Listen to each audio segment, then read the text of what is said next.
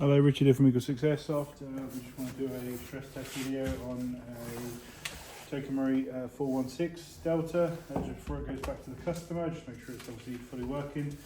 The customer had some poor accuracy with this gun, so we've tried to keep it relatively simple in that there was a missing pin on the hop arm, so we fashioned a new pin to get the hop arm into the correct position. We fit a new hop rubber, and then obviously that hop rubber we've lightly sanded just to make sure that we remove any of these sort of casting marks and stuff that can sometimes be on some of these hop rubbers, just to get it nice and smooth. And we've done some range testing on some threes, and it wasn't over hopping, so we feel pretty confident in doing the threes. We're getting about 277 FPS on the threes,